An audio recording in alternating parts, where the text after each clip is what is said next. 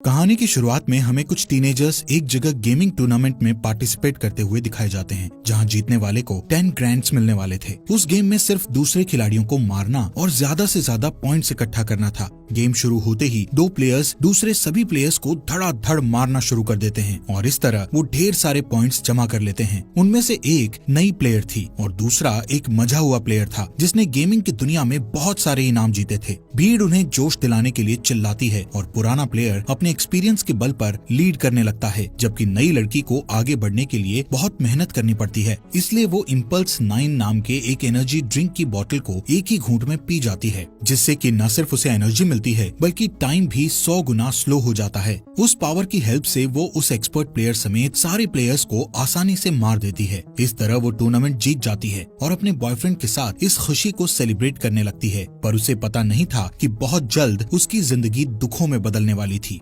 अचानक energy drink की बोतल जमीन पर गिरकर बिखर जाती है और इसी तरह उसकी जिंदगी भी बिखरने लगती है। सीन शिफ्ट होता है और वो अपने आप को 3 बच्चों की माँ के रूप में देखती है। उसका घर बहुत बुरी हालत में था, जहाँ कोई मॉडर्न इक्विपमेंट और इलेक्ट्रिसिटी नहीं थी और इसके चलते उसकी तकलीफ और बढ़ गई थी। घर के बाहर की दुनिया भी उजाड़ और बंजर जमीन के अलावा और कुछ नहीं थी, जहाँ हवा भी जहरीली हो चुकी थी, जिसमें सांस लेना भी मुश्किल था। इसके साथ ही सीन फिर से शिफ्ट होता है और हमें पास्ट की कहानी में वेल हर्नांडेज नाम की एक लड़की को दिखाया जाता है, जो कि एक अच्छी FPS गेमर थी और जिंदगी में उसका एक ही सपना था कि वो एक प्रोफेशनल गेमर बनकर खूब सारा पैसा और नाम कमाए। वो अपने डिवोर्स फादर कार्लोस के साथ रहती थी। 2017 में एक दिन कार्लोस अपनी बेटी वेल को रेस्टोरेंट की जॉब इंटरव्यू के लिए तैयार करता है और वो बेदिली से फॉर्मल्स पहनकर इंटरव्यू के लिए निकल जाती है। बाहर उसका बॉयफ्रेंड इवान अपनी कार में उसे पिक करने के लिए उसका वेट कर रहा था। वहाँ से निकलते ही वेल गाड़ी की पिछली सीट में बैठकर अपने फॉर्मल कपड़े बदलकर कैजुअल पहन लेती है और इंटरव्यू की जगह फील्ड ऑफ फायर नाम के एक गेमिंग टूर्नामेंट खेलने पहुंच जाती है। दूसरे FPS बैटल रॉयल गेम्स की तरह ही फील्ड ऑफ फायर भी एक मल्टीप्लेयर गेम था, जिसमें लास्ट तक टिके रहना ही इसका मेन पर्पस होता है। वेल सोचती है कि अगर वो ये गेम जीत गई तो लाखों रुपए कमा लेगी और उन पैसों से वो अपने लिए एक गेमिंग कंप्यूटर खरीदेगी। पर इवान उसे बताता है कि रॉय नाम का एक मजा हुआ प्रोफेशनल गेमर उस टूर्नामेंट में सरप्राइज अपीयरेंस देने वाला है, जिसे सुनकर वो थोड़ा नर्वस हो जाती है। जल्दी ही वो लोग गेमिंग एरिया में पहुंच जाते हैं, जहां रॉय अपने फैंस के साथ फोटो खिंचवा रहा था। पहला मैच शुरू होने से पहले इवान वेल को समझाता है कि उसे इमोशंस की जगह पूरे फोकस के साथ खेलना चाहिए ताकि वो किसी तरह फाइनल्स तक पहुंच जाए, लेकिन वेल उस घमंडी रॉय को हराना चाहती थी। थोड़ी देर में ही सारे प्लेयर्स अपने अपने कंप्यूटर्स के सामने बैठ जाते हैं और गेम शुरू हो जाता है। गेम की शुरुआत में वेल लीड कर लेती है, लेकिन थोड़ी ही देर में रॉय उसे आसानी से पीछे छोड़ देता है। वो इतना कॉन्फिडेंट था कि गेम के बीच बीच में वहाँ मौजूद क्राउड के साथ इंटरेक्ट भी करता रहता था। इसका फायदा उठाकर वेल कुछ पॉइंट्स जमा कर लेती है और वो जीतने ही वाली थी, लेकिन गेम को फिनिश करने के बजाय वो रॉय को मारकर गेम से आउट करने की कोशिश करती है, पर उसका दांव उल्टा पड़ जाता है और रॉय उसे मारकर गेम से बाहर कर देता है। इसके बावजूद वेल फाइनल्स के लिए क्वालिफाई कर जाती है, जो कि अगले ही दिन होने वाला था। जब वो अपने बॉयफ्रेंड के साथ गेमिंग एरिया से निकलने लगती है तो रॉय वहाँ पहुंचकर उसकी नकल उतारकर उसको चिढ़ाता है। फिर वो अपने फैंस के साथ सेल्फी लेने चला जाता है। इस बीच जब इवान अपनी गाड़ी लेने के लिए जाता है, तब कोजिमा नाम का एक आदमी वेल के पास आकर उसे कहता है कि उसे गेम जीतने के लिए सीक्रेट मालूम है। ये सुनकर वेल हैरत में पड़ जाती है, लेकिन उसके कुछ पूछने से पहले ही वो आदमी उसके हाथ में अपना बिजनेस कार्ड देकर वहाँ से चला जाता है। घर पहुँचने पर वेल बिना कोई आवाज किए चुपके से अपने रूम में जाने की कोशिश करती है, लेकिन उसके डैड उसे देख लेते हैं। वेल के पास कोई चारा नहीं था, इसलिए वो सारी बातें उन्हें सच बता देती है, जिसे सुनकर उसके डैड को बहुत गुस्सा आता है और वो अगले दिन से उसे रेस्टोरेंट जाकर उन लोगों से जॉब का इंटरव्यू लेने की रिक्वेस्ट करने के लिए कहते हैं। लेकिन वेल अपने डैड को समझाती है कि अगले दिन उसके टूर्नामेंट का फाइनल है, जो उसके फ्यूचर के लिए ज्यादा इम्पोर्टेंट है। पर सभी पेरेंट्स की तरह कार्लोस भी उसे समझाता है कि ऑनलाइन गेमिंग का कोई फ्यूचर नहीं है, लेकिन वेल अपनी जिद पर अड़ी रहती है और उसकी बात को इग्नोर करके अपने रूम में चली जाती है। थोड़ी देर बाद वो अपने आज के खेले गए गेम को पॉडकास्ट पर देखती है, जिसमें रॉय को फर्स्ट पोजीशन पाते हुए देखकर उसे बहुत गुस्सा आता है। तभी उसकी नजर कोजिमा के बिजनेस कार्ड पर पड़ती है और उसे ध्यान आता है कि उसने उसे गेम जीतने के सीक्रेट के बारे में बताया था। बदला लेने की तड़प और जीतने की चाहत में वो तुरंत उसके दिए हुए एड्रेस पर जाने का फैसला करती है। जल्दी ही द गोल्डन सॉसर नाम के गेमिंग कैफे में वो पहुंच जाती है, जहां पर कुछ लोग अपने कंप्यूटर्स पर वीडियो गेम्स खेलकर एंजॉय कर रहे होते हैं। तभी कोजिमा उसके पास आता है और उसे बैठकर गेम खेलने के लिए कहता है। वेल को इस बात से हैरानी होती है कि आखिर कोजिमा ने उसे अपना बिजनेस कार्ड क्यों दिया था, पर वो गेम खेलने के लिए बैठ जाती है।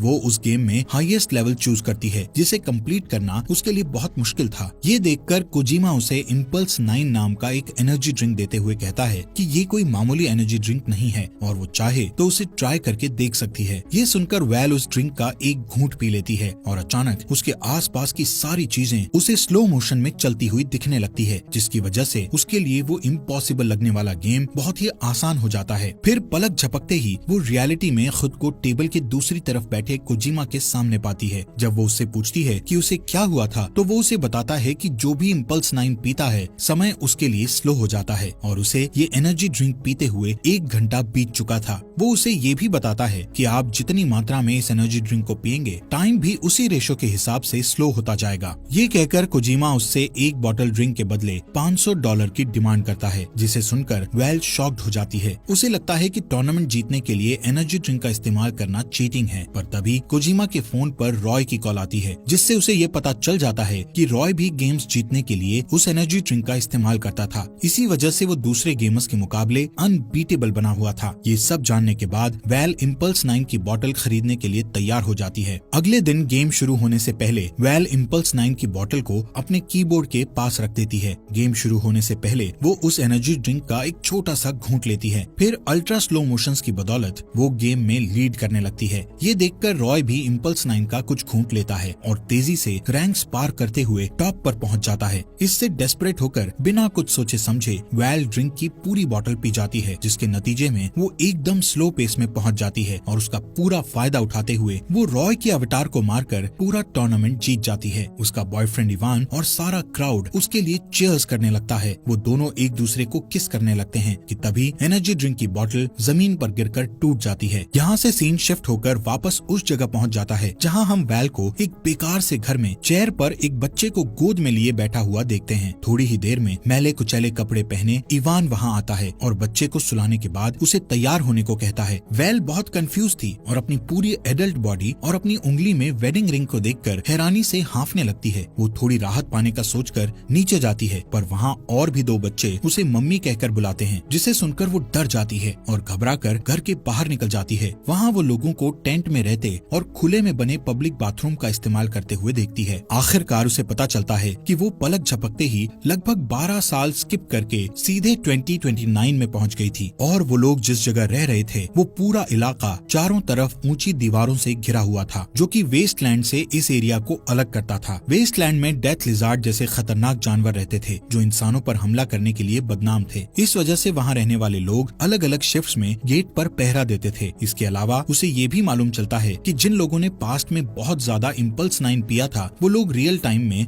अब जाग रहे थे, जिन्हें पल्सर कहा जाता था। इम्पल्स 9 के ज्यादा इस्तेमाल के नतीजे में लोग बिना किसी मेमोरी के सालों बाद के फ्यूचर में अचानक से पहुंच रहे थे, जिसकी वजह से पूरी दुनिया में अफरा तफरी मची हुई थी। जब कोई अचानक टाइम के बारे में कंफ्यूज सा दिखता तभी उसके पल्सर होने या ना होने के बारे में पता चलता था। इसके अलावा उनकी पहचान का और कोई रास्ता नहीं था। इस भयानक बर्बादी के लिए लोग पल्सर्स को जिम्मेदार मानते थे और उन्हें उस 4 दीवारी के अंदर रहने की इजाजत भी बहुत मुश्किल से देते थे। वेल उस जगह एक पुलिस का काम करती थी और डैन नाम का एक आदमी उसका डिप्टी यानी असिस्टेंट था। पल्सर्स के साथ जिस तरह का बिहेव होता था उससे बचने के लिए वेल खुद भी इम्पल्स 9 कंज्यूम करने की बात सबसे छुपा लेती है। वेल घर आकर सब कुछ ठीक करने की कोशिश करती है कि तभी उसे अपने डैड कार्लोस की याद आती है। वो उनके साथ हुई अपनी आखिरी मुलाकात को याद करने की कोशिश करती है और जैसे ही वो अपना सिर दूसरी तरफ घुमाती है तो उसकी नजर टेबल पर उसके डैड की राख से भरे एक बर्तन पर पड़ती है। वो उसे देखते ही फूट फूट कर रोने लगती है। इतने में डेप्यूटी पुलिस डैन आकर उसे टॉयलेट साफ करने की ड्यूटी पर चलने को कहता है। पहले तो वो जाने से मना कर देती है, पर जब डैन उसे याद दिलाता है कि वो सफाई इंस्पेक्टर है और ये उसका काम है तो उसे जाना ही पड़ता है। उसे कई घंटों तक गंदे टॉयलेट्स की सफाई करनी पड़ती है। इस तरह काफी दिन बीत जाते हैं और धीरे धीरे वेल को उस उजड़े हुए माहौल में रहने की आदत हो जाती है। एक दिन वो अपने सारे ड्यूटीज खत्म करके अपने बच्चों को स्कूल से लेने के लिए जाती है, जहाँ उसकी बेटी सोफिया उसे एक ड्राइंग दिखाकर कहती है कि वो उसकी हीरो है। वेल बहुत थकी हुई होने के कारण बच्ची के एफर्ट्स को अप्रिशिएट नहीं करती है। घर पहुँचने पर वो देखती है कि इवान एक बाइसिकल पर बैठा जोर जोर से पैडल मार रहा है। दरअसल वहाँ इलेक्ट्रिसिटी नहीं होने के कारण वो एक गेम खेलने के लिए पावर प्रोड्यूस कर रहा था। वेल अपने favourite game field of fire को देखकर हैरान रह जाती है। वो बच्चों को सुलाने से पहले एक राउंड खेलने के लिए तैयार हो जाती है। जब इवान लोगों से मिलने के लिए लिए बाहर चला जाता है तो वो बच्चों के साथ गेम खेलने बैठ जाती है। कुछ घंटे बीत जाते हैं कि अचानक इवान भागकर घर आता है।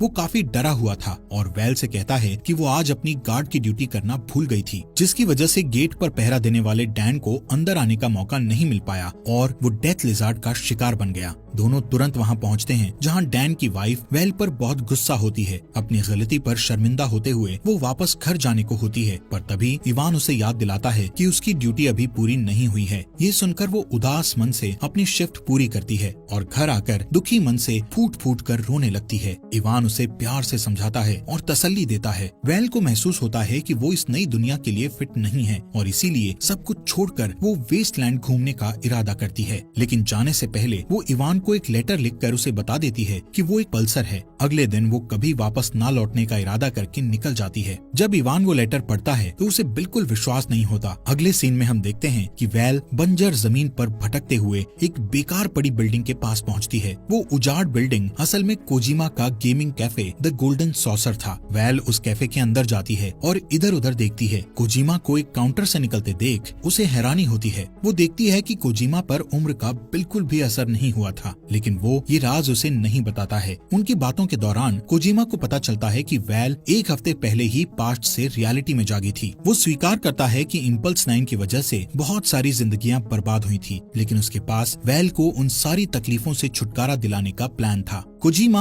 इम्पल्स 9 का एक बड़ा बोतल लाकर उसे पीने को देता है। वो ये भी कहता है कि अगर उसने इसे पी लिया तो वो इस दुनिया में वापस कभी नहीं आएगी, क्योंकि वो सैकड़ों साल आगे के फ्यूचर में पहुंच जाएगी और तब तक वो इस दुनिया में मर चुकी होगी। कोजिमा उसे ड्रिंक पीते हुए गेम खेलने का सजेशन भी देता है। वेल को ये आइडिया पसंद आता है और वो अपना favourite game field of fire खेलने बैठ जाती है। पर जब वो इम्पल्स 9 की बोतल को उठाने के लिए आगे की तरफ झुकती है तो उसकी नजर उस ड्राइंग पर पड़ती है जो उसकी बेटी ने उसके लिए बनाया था। वो इमोशनल होकर यादों में खो जाती है। उसे इवान और अपने बच्चों के साथ बिताए सारे खुशगवार पल याद आने लगते हैं। फिर वो एनर्जी ड्रिंक पीने का इरादा छोड़कर वापस अपने परिवार के साथ जिंदगी गुजारने का फैसला करके अपने घर की तरफ चल देती है। लेकिन गेट पर उसे इवान गार्ड की ड्यूटी करते दिखाई देता है, जो उससे बहुत नाराज था। वो उसे अंदर आने से रोक देता है और वेल से कहता है कि उसने सबको धोखा दिया है। वेल अपनी हर गलती के लिए उससे माफी मांगती है। अभी उनकी बात चल ही रही थी कि उन्हें दूर से गोलियों की आवाज सुनाई देती है, क्योंकि डेथ लिजार्ड्स उनकी कम्युनिटी की तरफ बढ़ रहे होते हैं। तब इस बात का खुलासा होता है कि डेथ लिजार्ड्स दरअसल नॉर्मल लोगों का ही एक ग्रुप था जो इंसानों का मांस खाया करता था। उन्हें पास आता देखकर इवान जल्दी से वेल को अंदर कर लेता है और इसी बीच अलार्म बजने लगता है, जिससे सभी लोग डर जाते हैं। एक औरत उसे बताती है कि सब लोग खाई की तरफ जा रहे हैं, क्योंकि अटैकर्स को रोकने के लिए कोई भी पूरी तरह तैयार नहीं था।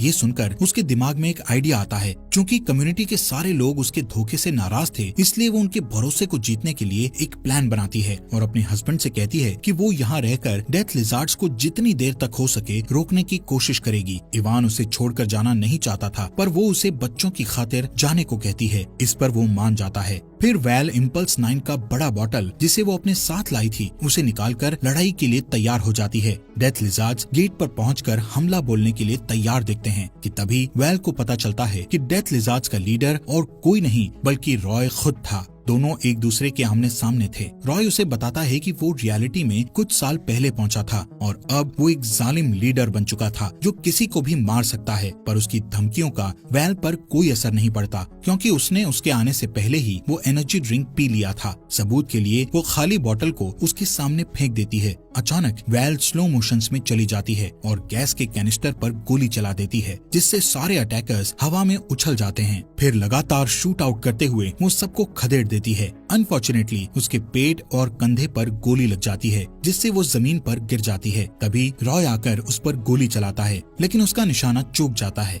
इस मौके का फायदा उठाकर वो उस पर गोली चलाकर उसे मार डालती है। इसके बाद वो अपनी आखिरी सांस लेते हुए आसमान की तरफ एक फ्लेयर गन छोड़ती है, जिससे इवान को ये सिग्नल मिल जाता है कि उसकी कम्युनिटी अब सेफ है। एक तरफ इवान आसमान की तरफ जाते हुए ब्राइट रेड फ्लेयर को देखता है और दूसरी तरफ वेल धीरे धीरे अपनी आखिरी सांस ले रही होती है। दोस्तों, हमारे फॉक्स एक्सप्लेनर हिंदी चैनल को सब्सक्राइब करना मत भूलना।